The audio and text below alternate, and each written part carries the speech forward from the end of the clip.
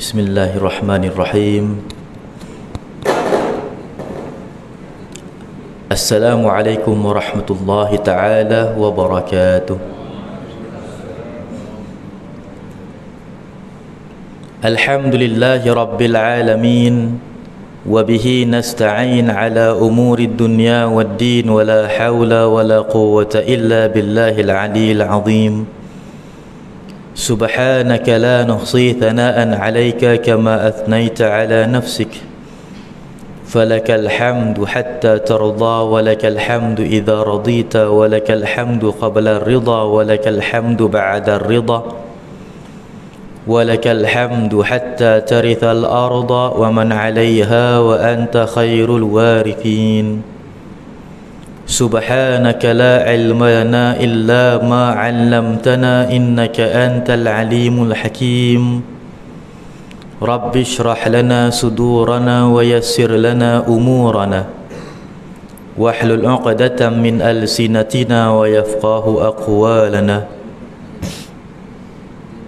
اللهم صل على نور الأنوار وسر الأسرار وترياق الأغيار ومفتاح باب اليسار سيدنا محمد المختار وآله الأطهار وأصحابه الأخيار عدد نعم الله وإفضاله أما بعد.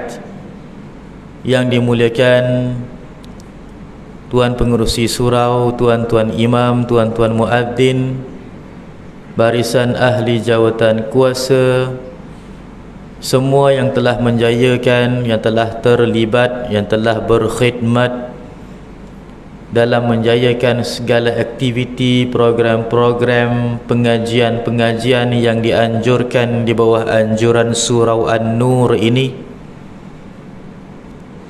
Seterusnya hadirin dan hadirat, muslimin dan muslimat yang hadir pada hari ini, juga yang sedang menonton pada live pada hari ini, mudahan semuanya terangkum di dalam kelompok umat Muhammad yang dirahmati, yang diberkati oleh Allah Subhanahu wa taala.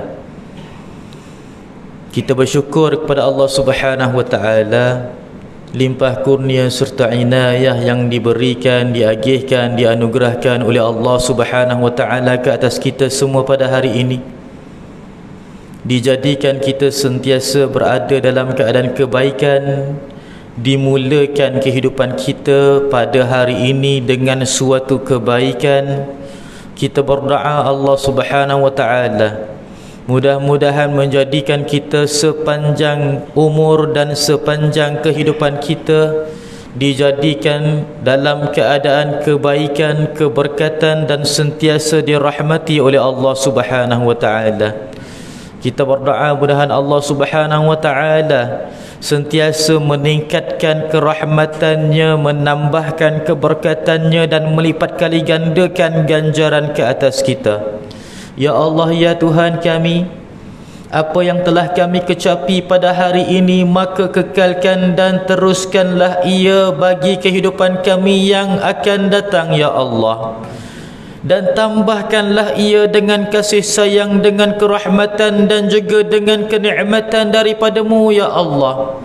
Berikanlah kami sepanjang kehidupan kami bantuan, pertolongan dan juga kemudahan daripada-Mu, ya Allah. Jauhilah kami sepanjang kehidupan kami dari segala kemungkaran, kemaksiatan, mara bahaya, bala bencana dan wabak penyakit. Lindungilah kami daripada segala perkara yang makruh, ya Allah.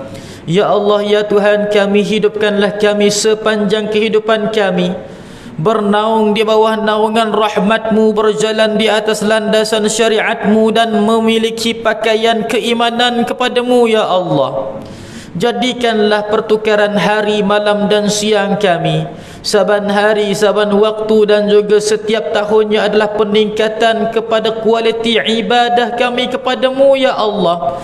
setiap hari, maka semakin khusyuk dan ikhlas kerana-Mu ya Allah, sehinggalah kami menemukan ajal di penghujung kehidupan kami.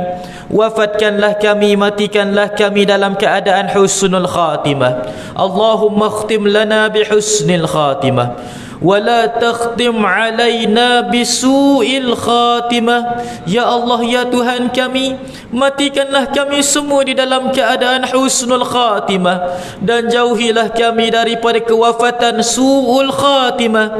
Amin ya rabbal alamin ya arhamar rahimin. Hadirin dan hadirat, muslimin dan muslimat yang dirahmati, dikasihi oleh Allah Subhanahu wa taala, menyebut berkenaan dengan fitnah di akhir zaman yang sudah pastinya semua mengetahui ia adalah fitnatud dajjal. Dan fitnatud dajjal itu dia muncul berperingkat daripada 3 fasa. Yang pertama, munculnya suatu bibit-bibit ataupun suatu perkara yang merujuk kepada fitnah Dajjal, tetapi dia bukan lagi fitnah kepada Dajjal, dinamakan ad-dijlu. Kemudiannya muncullah tali barut dan pembantu-pembantunya. Para ulama mengatakan mungkin 30 tahun, ada yang mengatakan 300 tahun sebelum daripada muncul orangnya Dajjal yang sebenar, yang dikatakan fasa yang kedua ad-dajajilah.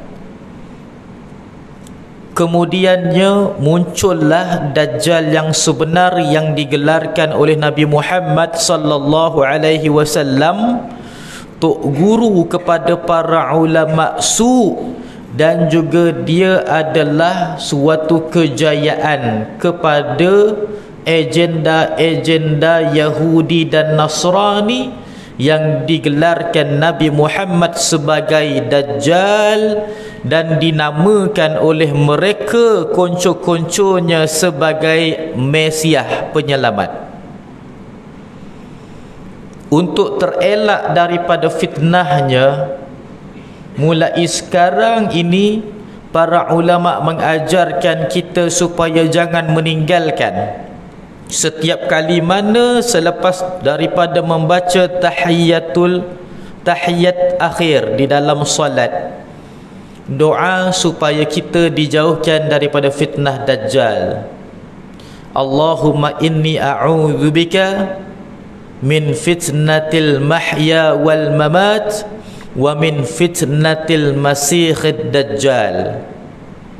Dekat dalam tahiyat akhir, setelah kita ini selesai daripada bacaan tahiyat akhir, sampaikan imam di dalam Islam, di dalam Imam Syafi'iyah, para a'immah, salah seorangnya yang paling ringan ataupun yang paling beralah di dalam pendapatnya adalah Imam Nawawi. Imam Nawawi, kalau kita tengok pendapat yang lain semuanya makruh, bila sampai Imam Nawawi jadi harus. Pendapat imam lain, Imam Ramli, Imam Ahmad, Ibnu Hajar adalah haram ataupun tidak sah, tak boleh dan sebagainya, sampai kepada Imam Nawawi jadi makruh.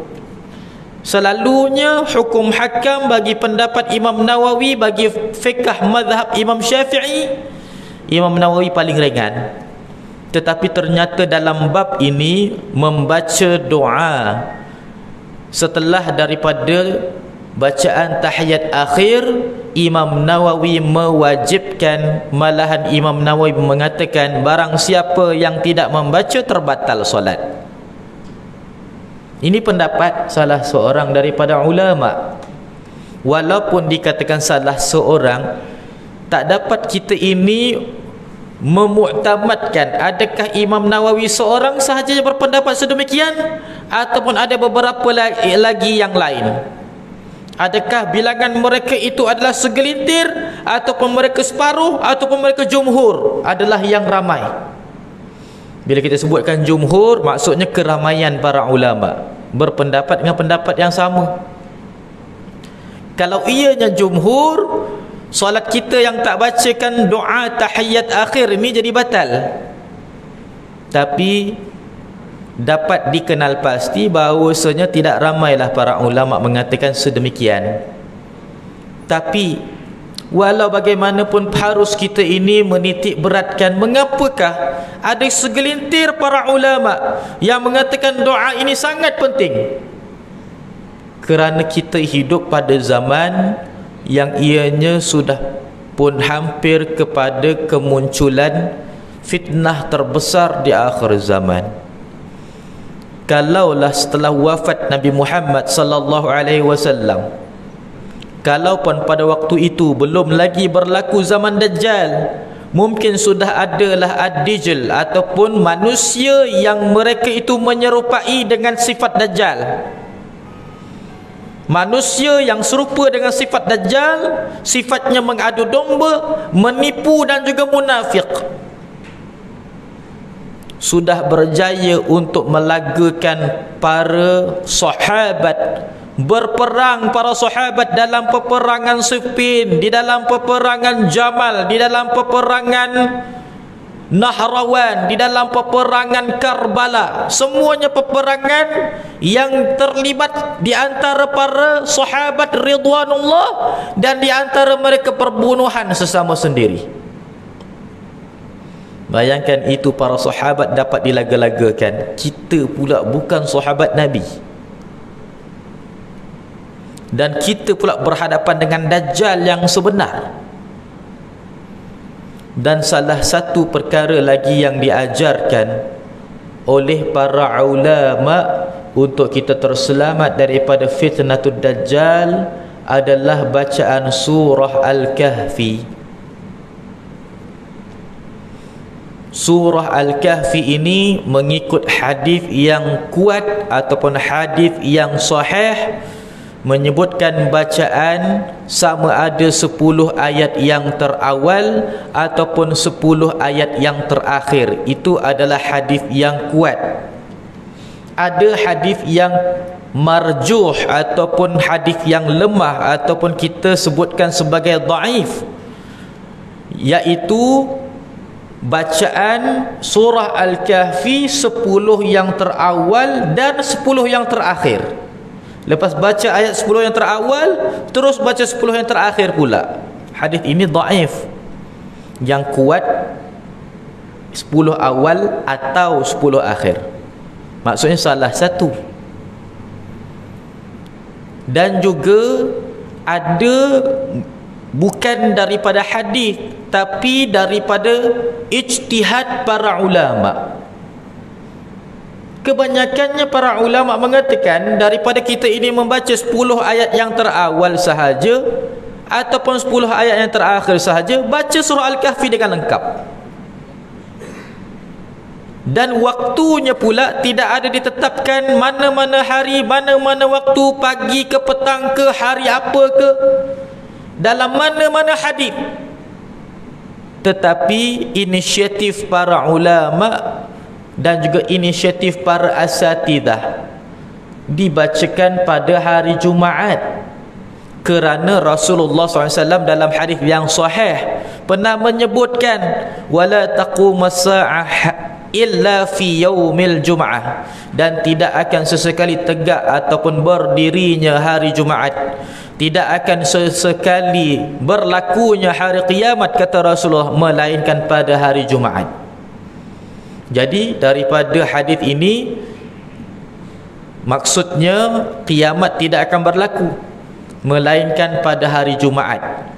Lalu surah Al-Kahfi dibacakan pada hari Jumaat. Walau bagaimanapun, salah seorang guru kami mengatakan kita sekarang sudah pun sewajarnya untuk membacakan surah Al-Kahfi pada tiap-tiap hari. Pada tiap-tiap hari bacalah surah Al-Kahfi.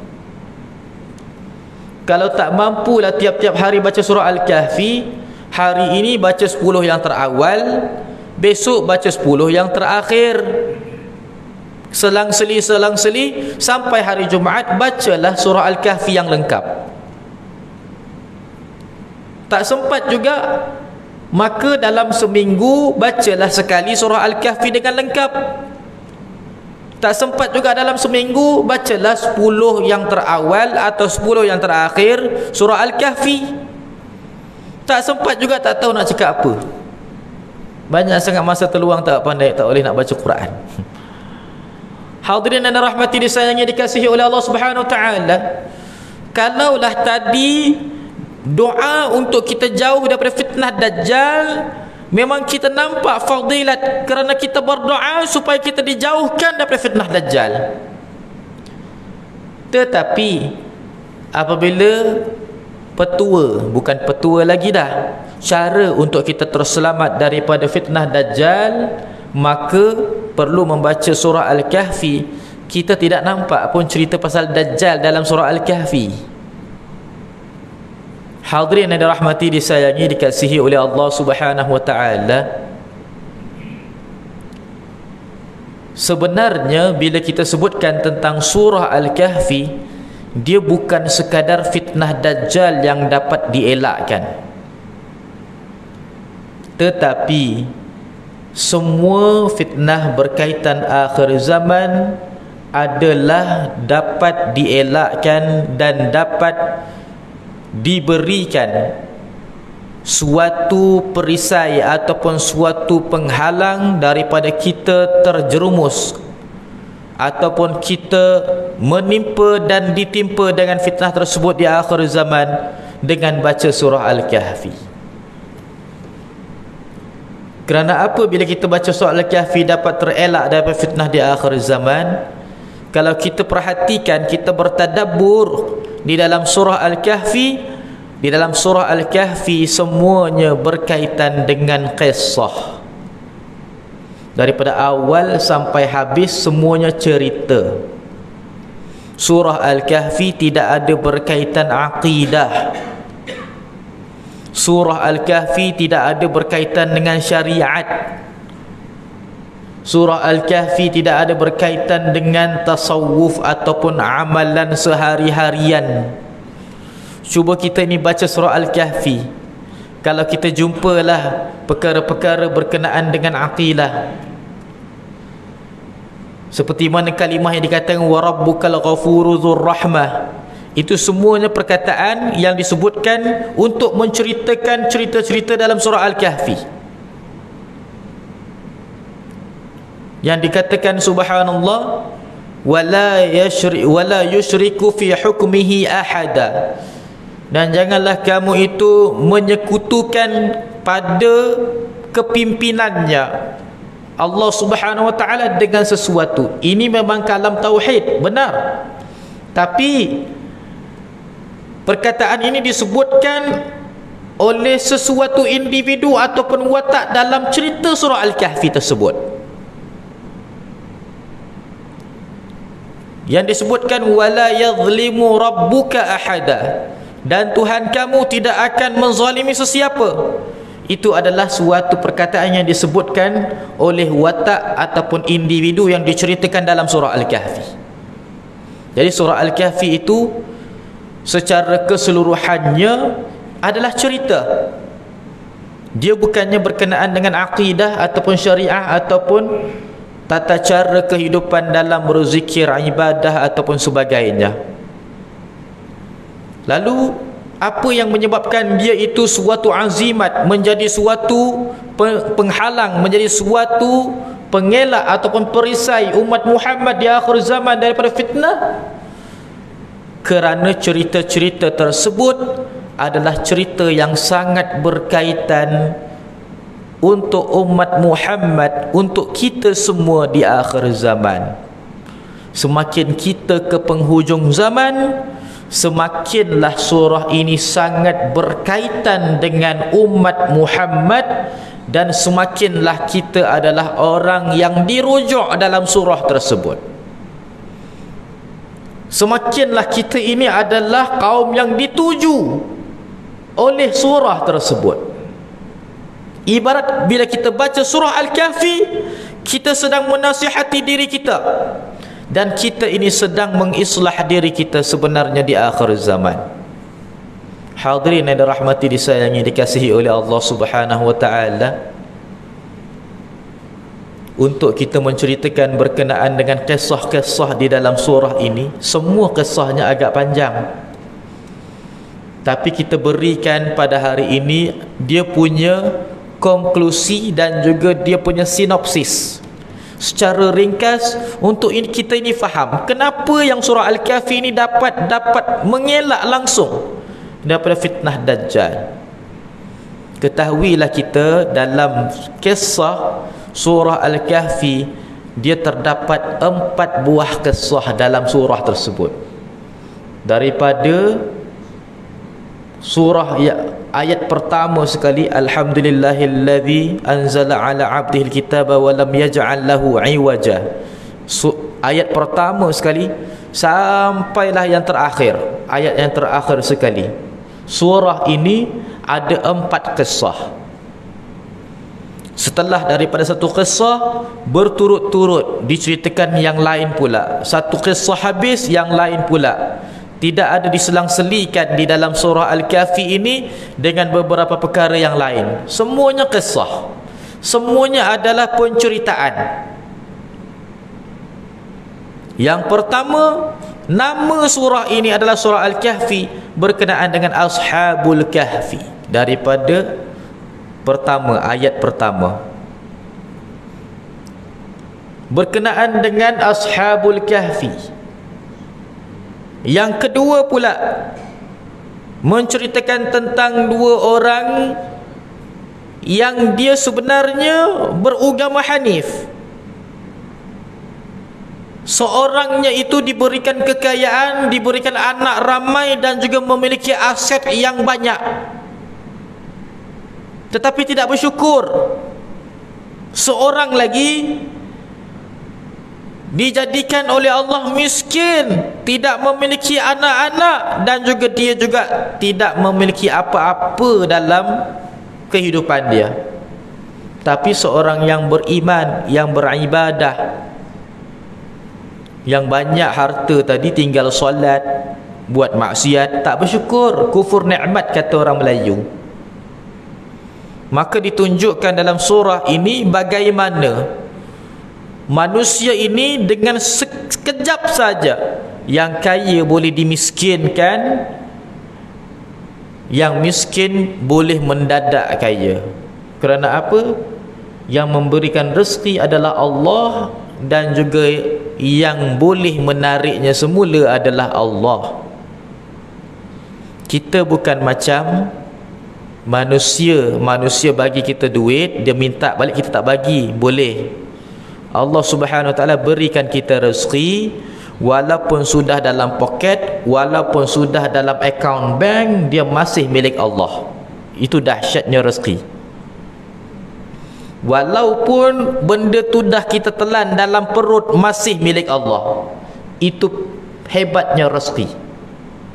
Maksudnya Allah Ta'ala berikan kita dalam masa yang sama, kita ini tidak memiliki, tapi kita ini hanya pegang dia saja, dapat rasa saja. Itu adalah yang kedua. Yang ketiganya pula, kisah berkenaan dengan Nabi Musa alaihi salam dengan pemudanya, iaitu remaja yang ikut kepada Nabi Musa alaihi salam, namanya Yusha' ibn Nun, pergi menuntut ilmu kepada seorang lelaki yang saleh yang dikenal pasti sebagai Khidir alaihi salam di dalam surah Al-Kahfi. Kisahnya agak panjang, kita beritahu secara macam tajuk dulu. Kemudiannya yang terakhir, kisah berkenaan dengan Dzulqarnain serta tentera pengikut dan kerajaannya mengelilingi dunia daripada barat ke timur. Sampai ke timur, berjumpa dengan suatu kaum yang meminta pertolongan daripada kerajaan Dzulqarnain supaya mereka diselamatkan daripada kerosakan dan juga kefasadan yang dilakukan oleh Ya'juj dan Ma'juj. Dan itulah kisah terakhir sebelum habisnya surah tersebut.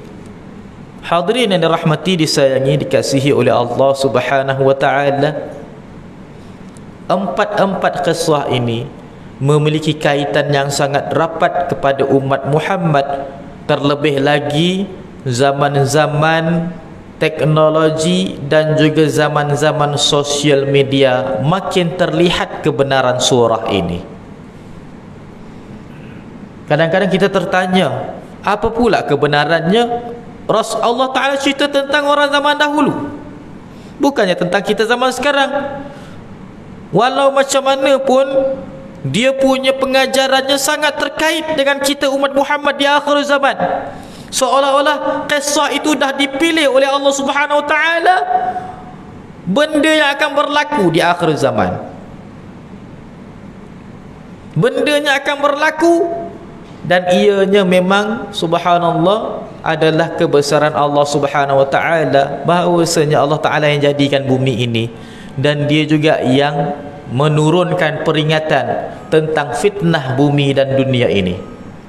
Hadirin yang dirahmati, disayangi, dikasihi oleh Allah Subhanahu Wa Taala, untuk kita menceritakan serba sedikit berkenaan dengan ringkasan apa yang diceritakan oleh Allah Subhanahu Wa Taala di dalam Al-Quran. Surah Al-Kahfi ini suka untuk kita ceritakan daripada belakang. Surah Al-Kahfi kita ceritakan daripada hujung ke depan, sebab daripada hujung tu ceritanya lebih ringkas. Makin depan dia makin panjang, sampai cerita surah, sampailah kepada cerita Ashabul Kahfi, ceritanya lebih panjang kerana dia adalah tajuk utama di dalam surah Al-Kahfi. Namanya pun surah Al-Kahfi, tentang Ashabul Kahfi. Hadirin yang dirahmati, disayangi, dikasihi oleh Allah Subhanahu Wa Taala, kalau kita tengoklah surah ini daripada belakang, yang pertama berkenaan dengan Dzulqarnain. Daripada hujung surah ni, daripada penghabisan, kita patah balik ke depan. Dzulqarnain ini adalah cerita berkenaan dengan suatu kepimpinan dan rakyat. Kepimpinannya adalah kepimpinan yang adil, dan rakyatnya adalah rakyat yang taat. Sangat relate dan juga sangat terkait dengan umat Muhammad di akhir zaman, kerana umat Muhammad di akhir zaman, minta maaf, kepimpinannya kepimpinan yang sudah lagi tidak adil, dan rakyat sudah pun melawan. Yang kita jadi macam zaman sekarang ini, wal'iyadzubillah, kerana berlakunya perselisihan dan juga berlakunya pertelingkahan di antara pemimpin dan rakyat. Kalau rakyat dengan rakyat bergaduh, yang selesaikan pemimpin. Kalau pemimpin dengan pemimpin bergaduh, yang selesaikan rakyat. Tapi kalau pemimpin dengan rakyat bergaduh, tak ada siapa dapat selesaikan. Dia akan berlarutan sampai bila-bila. Hadirin yang dirahmati, disayangi, dikasihi oleh Allah Subhanahu Wa Taala, jadi pengajaran dalam surah ini, kisah Dzulqarnain, pemimpinnya apabila Dzulqarnain diminta oleh suatu rakyat. Rakyat Dzulqarnain adalah penduduk bumi keseluruhannya pada waktu itu, kerana Dzulqarnain menguasai bumi daripada timur sampai barat. Dinamakan dia sebagai Dzulqarnain, iaitu pemilik dua kepimpinan, iaitu kepimpinan timur dan barat. Maka pada waktu itu sampailah kepada timur bumi, hatta idza balagha maghrib asy-syams, sehinggalah dia itu pergi kepada tempat terbit matahari. Terbit matahari itu adalah sebelah timur, mana ada terbit sebelah barat. Belum kiamat waktu tu. Maka pergilah ke timur. Subhanallah. jumpa dengan suatu kaum. Kaum itu minta tolong kepada Dzulqarnain kerana mereka itu telah pun dibelenggu dengan kefasadan dan kerosakan yang dilakukan oleh Ya'juj dan Ma'juj. Ya'juj dan Ma'juj ini adalah keturunan daripada keturunan Yafith.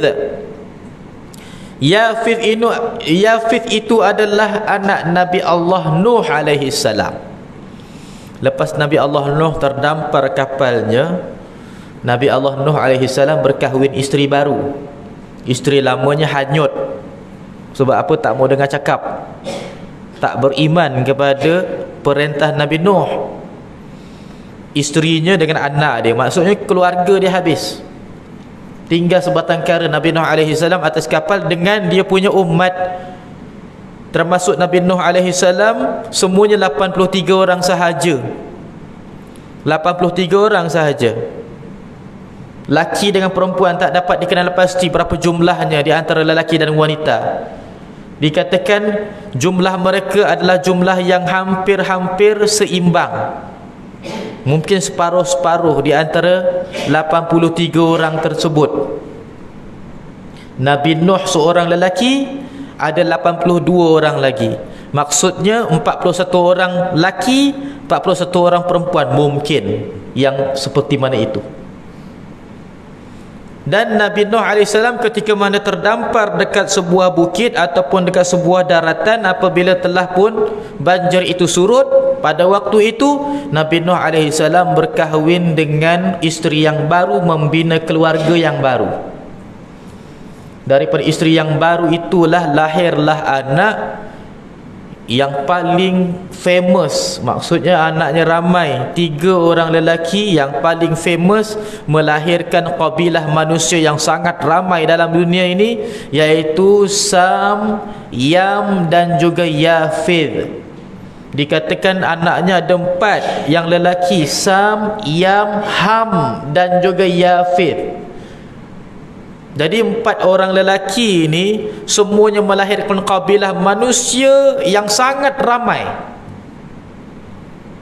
Salah seorang anak daripada 4 orang ini semuanya lelaki, anak Nabi Allah Nuh alaihi salam. Ada anak perempuan tapi tak terkenal, maksudnya tak disebutkan dalam mana-mana riwayat. Jadi Yafith ini dia pun memiliki anak, berkahwin dan memiliki anak. Waktu tu mereka berkahwin di antara mereka lah. Lahir anak, cucu cicit dia, maksudnya keturunan ketiga keempat setelah daripada Yafith, dia adalah lahir daripadanya Ya'juj dan juga Ma'juj, salah seorang di kalangan anak-anak mereka. Kacukan antara manusia jin. Jadi Ya'juj dan juga Ma'juj, kisahnya panjang. Subhanallah. Kita dah pernah ceritakan kat tempat ni, sama ada tuan-tuan ingat ataupun tidak saja. Hadirin yang dirahmati, disayangi, dikasihi oleh Allah Subhanahu wa taala, maka kawasan lembah yang disebutkan di dalam surah Al-Kahfi itu, oleh kerana Ya'juj dan Ma'juj itu adalah suatu kaum ataupun suatu makhluk yang sangat kuat, dia punya nafsu mengawannya, dan juga dia itu sangat cepat membiak, menyebabkan sangat ramai mereka di dalam sebuah wadi, di dalam sebuah lembah, menyebabkan mereka itu melakukan kefasadan, kerosakan kepada kaum yang lain. Maka kaum yang lain itu memohon bantuan daripada Dzulqarnain. Setibanya pada zaman mereka itu, pemimpin mereka Dzulqarnain. Dzulqarnain hidup pada zaman yang lebih kurang di antara zaman Nabi Allah Ibrahim alaihi salam dan juga zaman Nabi Allah Musa, di antara tu. Jadi Dzulqarnain ini diminta bantuan daripadanya. Mereka berkata kepada Dzulqarnain, ya Dzulqarnain, inna Ya'juj wa Ma'juj mufsiduna fil ard, fahal naj'alu laka kharajan ala an taj'ala bainana wa bainahum sadda. Surah Al-Kahfi. Wahai Dzulqarnain, sesungguhnya Ya'juj dan Ma'juj telah pun melakukan kefasadan di atas muka bumi kami. Bolehkah kami ini berikan bantuan kepada kamu, wahai Dzulqarnain, supaya kamu itu dapat menyediakan untuk kami di antara kami, perkampungan kami dan perkampungan mereka, iaitu Ya'juj dan Ma'juj, suatu dinding daripada batu. Sadda maksudnya dinding daripada batu ataupun tanah, macam dinding konkrit ni lah. Mereka minta Dzulqarnain bina dinding konkrit ataupun dinding batu. Sadda tu maksudnya dinding batu ataupun dinding tanah.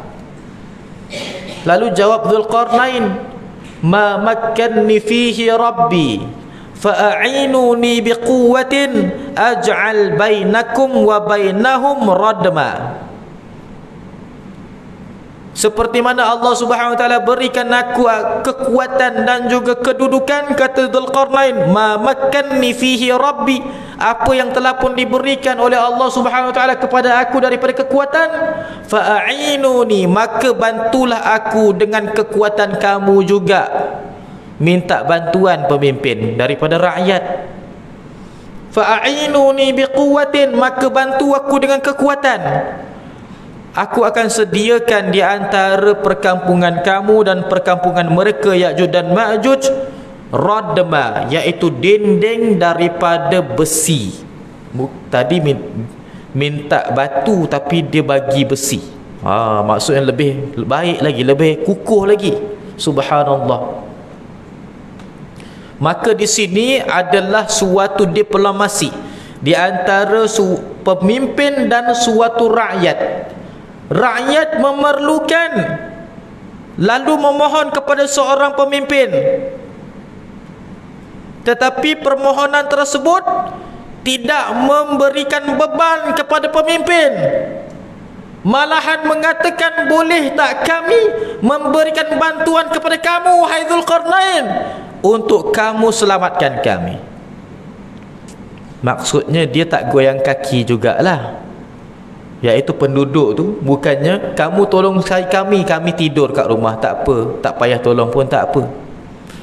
Maka ini adalah rakyat yang baik. Kita perlu ambil iktibar kerana umat Muhammad di akhir zaman menyedar dirinya itu tidak memiliki kuasa, dan juga mereka itu tahu bahawa mereka itu adalah rakyat jelata. Lalu mereka itu subhanallah tidak merasakan kepentingan dan juga peranan mereka untuk membangunkan negara. Allah yang biar pemimpin aku punya pasal lah, negara aku nak jadi macam mana. Sebenarnya tidak. Kalau yang naikkan kerajaan itu adalah kita, yang bantu kerajaan itu juga adalah kita. Sayyidina Abu Dzar radhiyallahu anhu meminta pada Rasulullah, ya Rasulullah, wallini 'alan nas, wahai Rasulullah SAW, jadikan aku wakil rakyat kepada suatu penduduk. Kata Rasulullah, ya Abu Dzar, inna la nu'tihi liman sa'alah. Wahai Abu Dzar, aku takkan bagi sesiapa jadi pemimpin barang siapa yang minta. Orang datang ke Rasulullah, wahai Rasulullah, aku nak jadi pemimpin, Rasulullah tak akan bagi.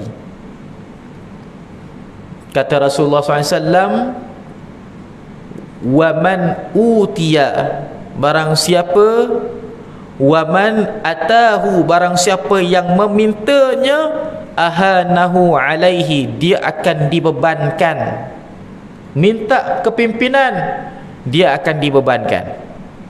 Wa man utiyahu fa'anah, barang siapa yang diberikan, dia dipilih, dia dilantik, maka dia akan dibantu.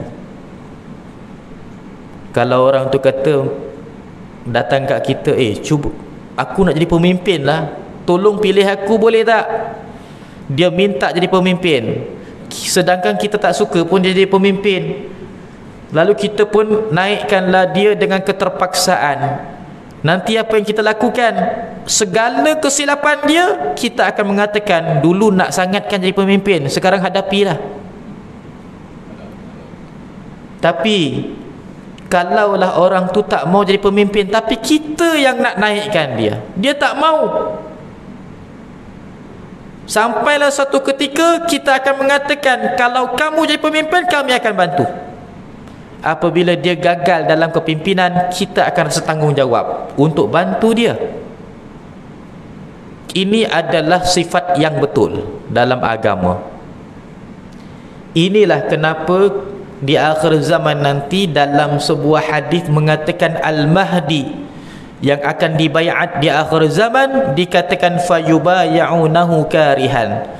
Maka Al-Mahdi itu akan dibai'ah di antara rukun Yamani dan juga maqam Ibrahim dekat Ka'batul Musyarrafah, Masjidil Haram, Makkatul Mukarramah, dikatakan dibaiat dalam keadaan yang keterpaksaan.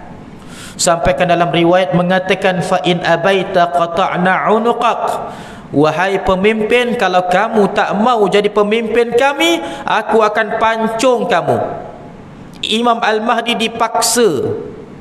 Kalau tidak, kami akan pancung kamu wahai Muhammad bin Abdullah.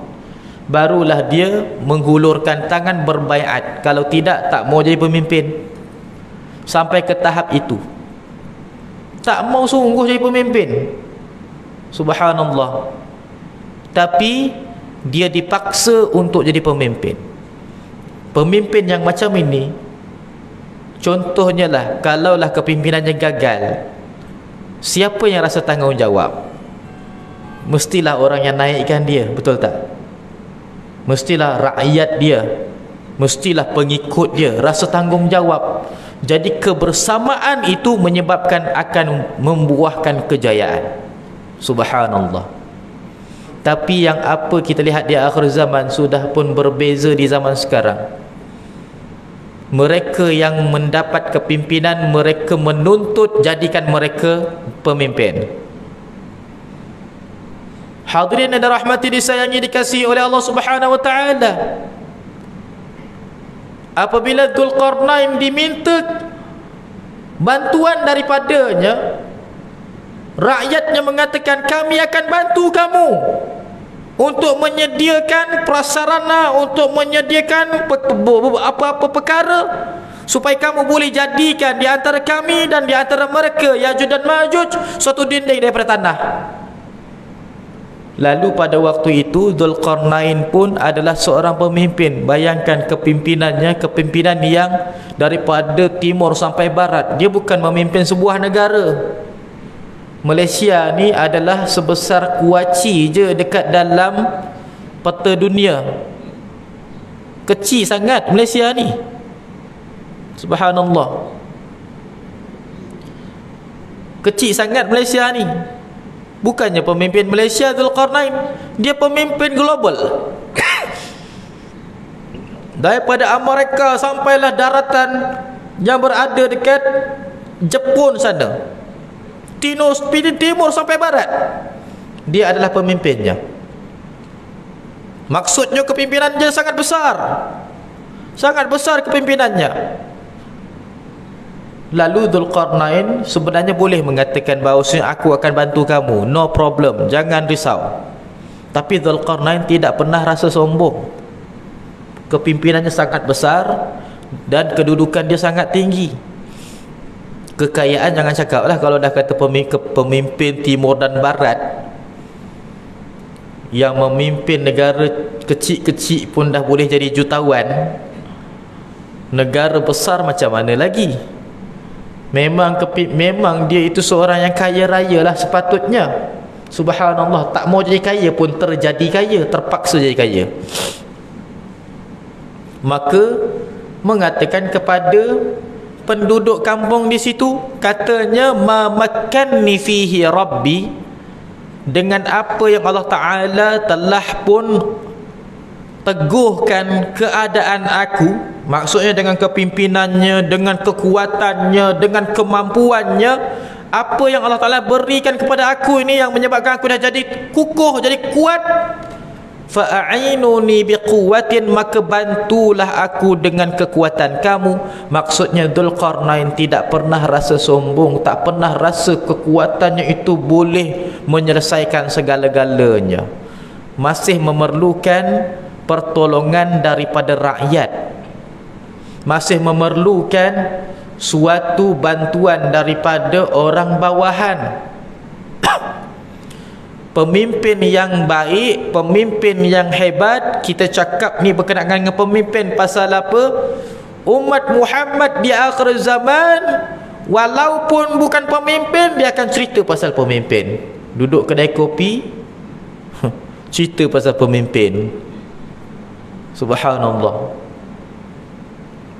Dia bukan macam zaman dulu-dulu. Zaman dulu-dulu tak ada kena-mengena dengan kepimpinan, cerita pasal kebun getah, cerita pasal getah scrap, cerita pasal estate dia. Dulu kita jarang nak dengar datuk nenek kita duduk kedai kopi sembang pasal apa, Perdana Menteri, timbalan Perdana Menteri, kabinet-kabinet. Tak ada. Sekarang dahsyat sekarang ni. Rakyat jelata, kadang-kadang sekolah pun tak, tapi cerita pasal kepimpinan bukan main. Hadirin yang dirahmati, disayangi, dikasihi oleh Allah Subhanahu Wa Taala, nak beritahunya dalam sebuah negara, daripada yang pucuk kepimpinan sampai ke akar umbi, daripada yang cerdik pandai sampai yang tak ada pendidikan langsung, semuanya main peranan yang ianya sepatutnya dimainkan. Bila bergerak semua daripada penduduk sebuah negara ataupun sebuah tempat itu dengan peranannya yang sepatut dan yang sewajar dan dijalankan, pada waktu itulah membuahkan kemenangan. Seperti mana Ya'juj dan Ma'juj dapat dihumbankan oleh Dzulqarnain. Dalam sejarah dunia, Ya'juj dan Ma'juj hanya sekali saja dapat dikalahkan. Nanti di akhir zaman dia akan keluar balik. Waktu tu tak ada dapat dikalahkan, melainkan dengan doa Nabi Allah Isa alaihi salam sahaja. Orang Islam akhir zaman tak dapat menang dengan Ya'juj dan Ma'juj.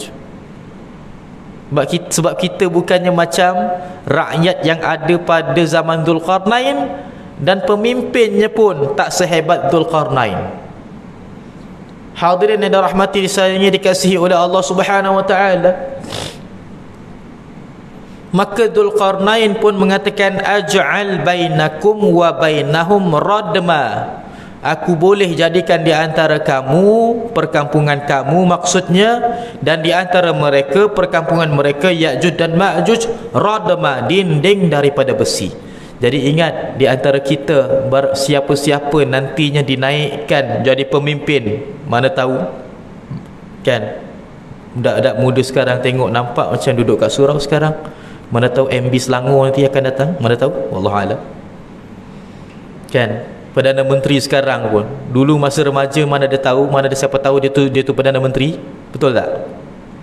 Kita tak tahu, wallahu alam. Kadang-kadang jiran kita je, kadang-kadang anak saudara kita je, kita tak tahu, wallahu a'lam, apa akan jadi akan datang. Cuma kita doakan yang terbaik. Subhanallah.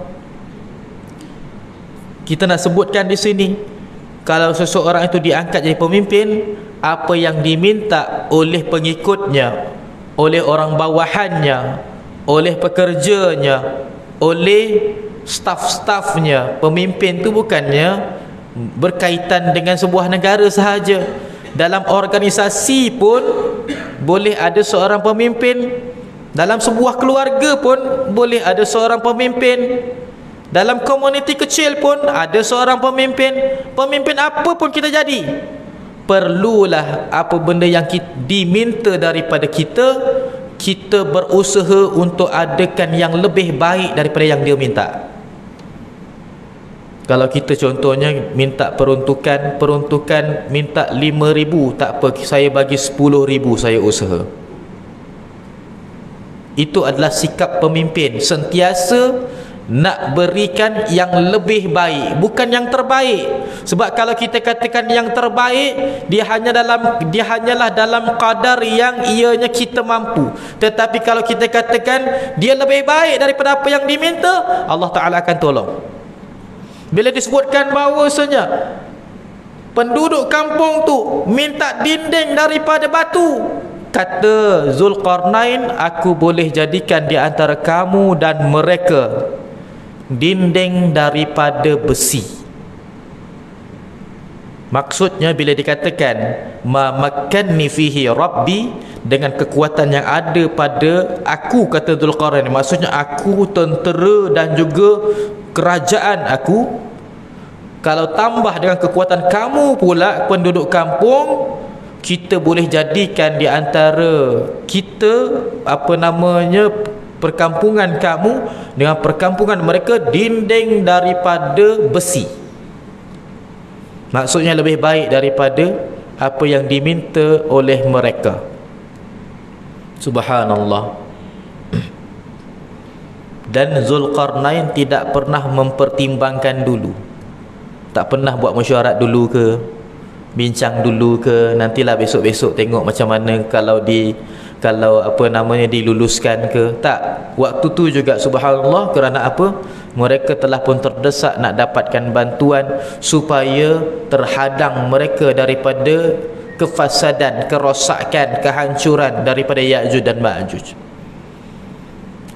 Begitulah sepatutnya sifat seorang pemimpin dan juga peranan suatu pengikut dan juga rakyat. Kita di sini adalah salah satu daripada dua tersebut, sama ada kita pemimpin ataupun rakyat. Pemimpin yang dimaksudkan itu bukanlah semestinya pemimpin sebuah negara. Sampaikan dalam rumah tangga pun, bapa-bapa semuanya pemimpin. Maksudnya anak-anak tidak boleh mengatakan ayah saya bertanggungjawab atas semua dalam hal ehwal rumah tangga. Tidak, anak-anak kena bantu. Isteri juga tidak boleh mengatakan semuanya adalah tugasan suami saya. Suami sepatutnya kena masak, kena sediakan pakaian, kena buat tu, kena buat. Tidak. Kerana apa? Subhanallah, isteri juga perlu membantu.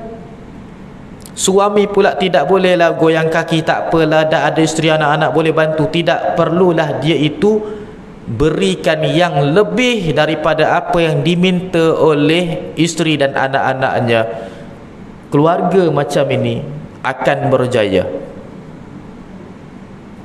Keluarga macam ini akan berjaya. Subhanallah. Kalau isteri tak tolong suami, suami pun susahlah nak bagi yang lebih daripada isteri minta. Sama jugalah, kalau isteri tolong suami, suami pun tidak ada nak bagi yang lebih, maka tak dapat juga beri yang lebih. Maka dia perlu bergerak seiring dalam sebuah komuniti, dalam sebuah persatuan, dalam organisasi, apatah lagi yang lebih besar, negeri, negara dan juga sebagainya. Di zaman sekarang kita belum ada lagi pentadbiran sebuah benua, dan kita belum ada pentadbiran satu dunia. Akan datang ada, tapi bukan mengikut sistem kepimpinan sekarang. Kepimpinan Al-Mahdi adalah kepimpinan global. Di bawah kepimpinannya akan ada kepimpinan benua-benua. Di bawah kepimpinan benua-benua akan ada kepimpinan negara-negara. Dalam kepimpinan negara-negara akan ada kepimpinan negeri-negeri. Dalam kepimpinan negeri-negeri akan ada kepimpinan daerah-daerah. Dalam kepimpinan daerah-daerah akan ada kepimpinan tempat demi tempat. Sedikit satu demi satu, semuanya akan ada pemimpin. Subhanallah. Ini akan berlaku, tapi tak tahu bila. Kalau tuan-tuan dan puan-puan nak tahu macam mana bentuk organisasi kepimpinan Al-Mahdi, begitulah. Kita ini duduk dalam komuniti kita, dipimpin oleh pemimpin tempat kita. Pemimpin tempat kita pula dipimpin oleh kepimpinan daerah itu. Ada pemimpinnya. Pemimpin daerah itu pula dipimpin oleh pemimpin negeri itu. Ada pemimpinnya. Pemimpin negeri itu pula dipimpin oleh pemimpin negara. Ada seorang pemimpin lagi. Pemimpin negara pula dipimpin oleh kepimpinan sebuah benua. Ada seorang khalifah, sebuah benua pula dipimpin oleh kepimpinan dunia, iaitu Muhammad bin Abdullah Al-Mahdi Al-Muntazar, memimpin habis satu dunia. Subhanallah. Tapi tak berlaku lagi zaman sekarang. Sekarang ni kepimpinan dunia setiap negara nafsi-nafsi. Kau pimpinan kau, aku pimpinan aku, lain-lain. Subhanallah. Hadirin yang dirahmati, disayangi, dikasihi oleh Allah Subhanahu wa taala. Maka subhanallah, itu adalah suatu ibarat ataupun suatu pengajaran yang kita boleh ambil daripada kisah Dzulqarnain. Bila kita pergi ke depan sedikit daripada surah Al-Kahfi, kita akan dapati cerita berkenaan dengan kisah Nabi Allah Musa alaihi salam menuntut ilmu daripada seorang lelaki yang saleh. Hadirin yang dirahmati, disayangi, dikasihi oleh Allah Subhanahu wa taala, Nabi Musa alaihi salam dia bukan sekadar nabi yang biasa, malahan dia terkandung di dalam seorang rasul. Dia adalah seorang rasul. Lebih khusus dalam kelompok para rasul pula, Nabi Musa alaihi salam termasuk dalam golongan 25 rasul yang disebutkan oleh Allah di dalam Al-Quran. Malahan Nabi Musa alaihi salam disebutkan namanya paling banyak dalam Al-Quran. Dalam Al-Quran Nabi Musa lebih banyak, lebih sangat banyak dalam Al-Quran. Bukan sekadar itu sahaja, dalam 25 orang rasul pula Nabi Musa AS tergolong dalam Nabi-Nabi Ulul Azmi. Dalam kelompok Nabi-Nabi Ulul Azmi pula, Nabi Musa AS adalah ranking yang ketiga terbaik setelah Nabi Allah Ibrahim alaihi salam di atasnya, dan dia lebih mulia daripada Nabi Muhammad sallallahu alaihi wasallam, yaitu kedudukan tertinggi dan terpuji Nabi Muhammad sallallahu alaihi wasallam. Kemudiannya kedudukan kedua adalah Nabi Allah Ibrahim alaihi salam. Kedudukan yang ketiga Nabi Musa alaihi salam. Kalau bukanlah kemuliaan Nabi Musa alaihi salam dengan Nabi Muhammad, nescaya Nabi Musa adalah yang pertama. Tapi tak dapat nak mendahului kehebatan Nabi Muhammad sallallahu alaihi wasallam, Habibullah, dan tak dapat nak menandingi kehebatan Nabi Ibrahim alaihi salam, Khalilullah. Yang ketiga ni pula namanya Nabi Musa alaihi salam, Kalimullah. Nabi Musa alaihi salam yang kehebatan, kedudukan, ketinggiannya ini, Allah Ta'ala suruh menuntut ilmu daripada seorang lelaki yang soleh, yang darajat kenabiannya pun diragui, iaitu Sayyiduna Khidir alaihi salam. Nabi Khidir alaihi salam di antara para ulama memiliki khilaf sama ada dia itu nabi ataupun bukan. Ada para ulama mengatakan dia bukan nabi, tapi dia adalah seorang yang soleh. Ada para ulama yang mengatakan Khidir alaihi salam adalah nabi, tapi bukan nabi yang tinggi darajat. Nabi Musa alaihi salam dengan ketinggiannya melampaui segala para malaikat. Sampaikan malaikat Jibril alaihi salam, Nabi Musa atas Jibril alaihi salam kemuliaannya. Allah Ta'ala suruh menuntut ilmu daripada seorang hamba yang jauh lebih rendah dia punya darajat berbanding Nabi Musa alaihi salam. Maka pengajarannya di sini adalah umat Muhammad di akhir zaman, kita ini bukan lagi macam zaman dahulu. Zaman dahulu bolehlah kita ini mengambil kira kalau seorang itu sudah tinggi ilmunya, tak boleh lagi belajar melainkan dengan guru yang tinggi-tinggi. Benar. Tapi di zaman sekarang sudah tidak relevan, kerana manusia tidak belajar sudut ilmu yang menyeluruh. Cuba kita lihat, masuk universiti, kita ada bidang, ada kos. Dalam kos itu je lah yang kita belajar, yang lain tak tahu apa-apa. Betul tak? Sampaikan dalam bab agama sekalipun, terpecah kepada beberapa bidang. Ilmu tauhid, ilmu akidah, ilmu fiqah, ilmu usuluddin, semuanya lain-lain. Bila kita belajar, walaupun dalam agama itu sebenarnya satu, dipecahkan dalam beberapa bidang di dalamnya. Kemudian bila kita belajar masuk universiti, kita hanya belajar satu daripada sudut ini sahaja, yang lain tak tahu. Jadi orang yang sudah ada PhD di dalam ilmu usuluddin, nak belajar perkara yang dia belum pernah belajar dalam universiti, dia boleh belajar daripada orang yang asasi pun, daripada orang yang fiqah, belajar fiqah. Betul tak? Maksudnya di zaman sekarang bukan lagi zaman untuk kita ini melihat tingkat mana dia punya pendidikan, tetapi takat mana kita ini nak mulakan pengajian. Nak mula pengajian kita daripada bawah, pilih orang yang level ilmunya tahap bawah. Walaupun kita ini sudah pun ada PhD, ada master dalam sesuatu bidang, tetapi di akhir zaman dah tak relevan lagi untuk kita ini pilih orang yang tahap yang serupa dalam bidang yang lain untuk mengajarkan kita. Nabi Musa alaihi salam, kalimullah, yang boleh bercakap direct dengan Allah Subhanahu wa taala dengan memiliki hijab, daripada belakang hijab, direct dengan Allah Subhanahu wa taala, tapi belakang hijab.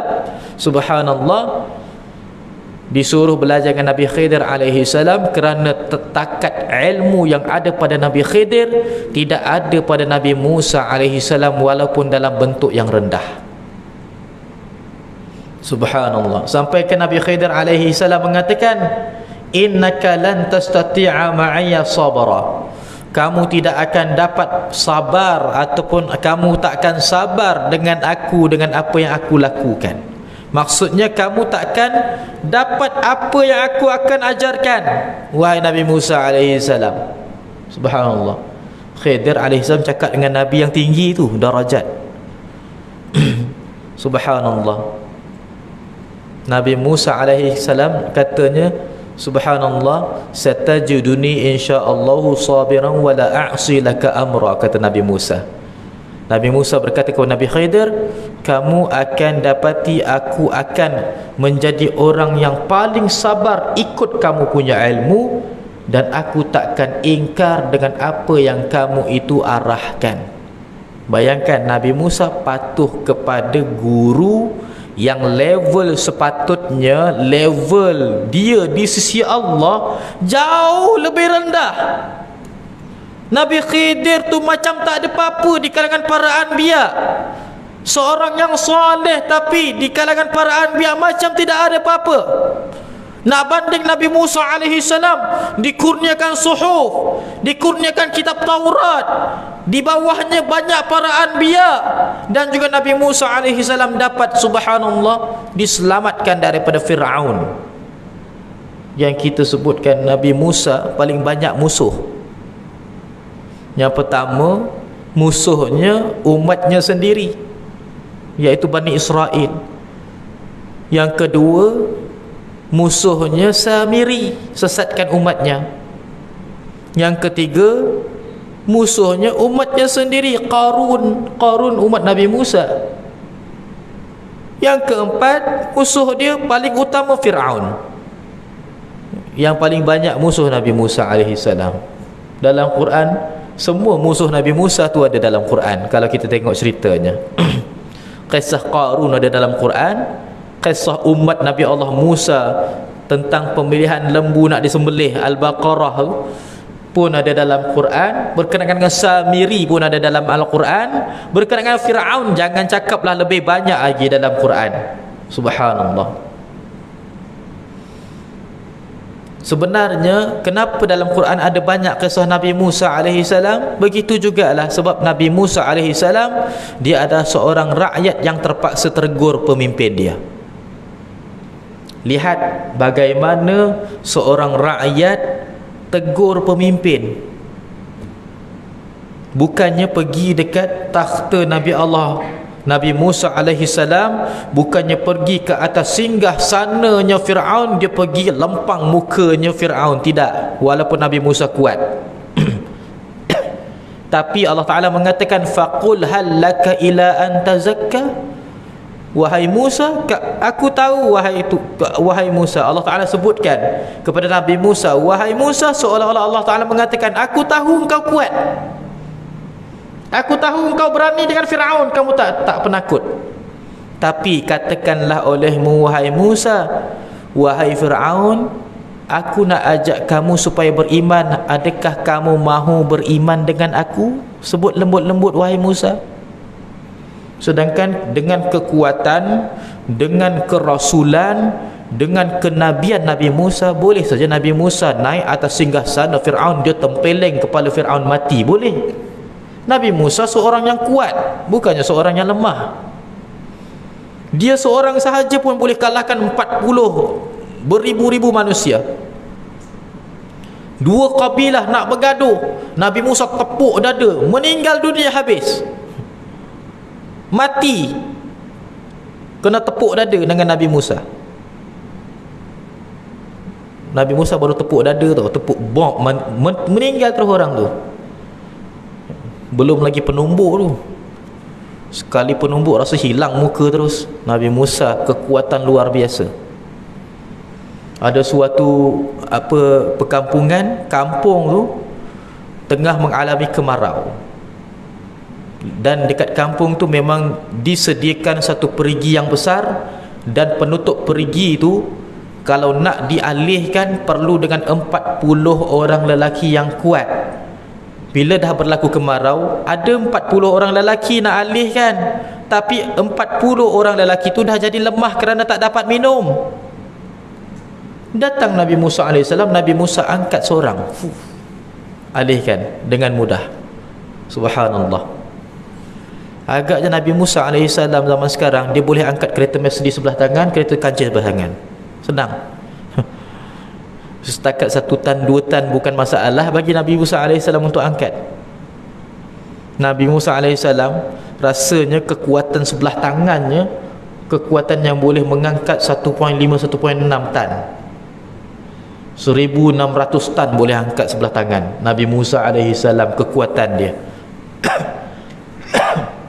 Kalau melihat kepada yang disebutkan riwayat tadi, kerana apa riwayat itu disebutkan dengan tempat itu dan perigi itu ada dekat Mesir.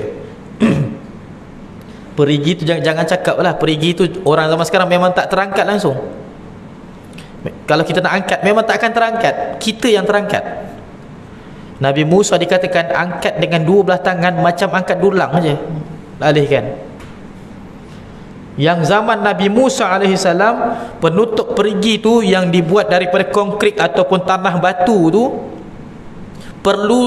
memerlukan tenaga 40 orang lelaki yang kuat baru boleh bergerak menutup perigi tersebut. Nabi Musa angkat seorang saja. Kekuatan luar biasa Nabi Musa.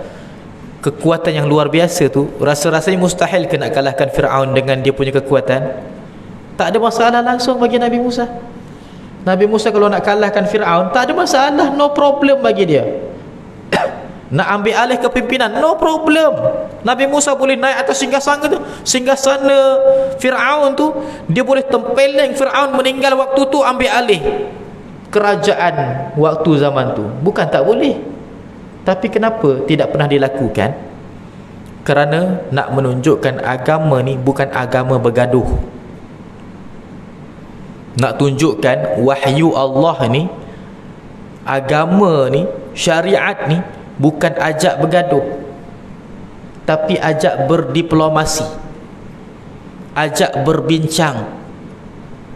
Hadirin yang dirahmati, disayangi, dikasihi oleh Allah Subhanahu wa taala, maka itu kisah Nabi Musa alaihi salam, dalam surah Al-Kahfi berkaitan dengan kita dalam permasalahan ilmu.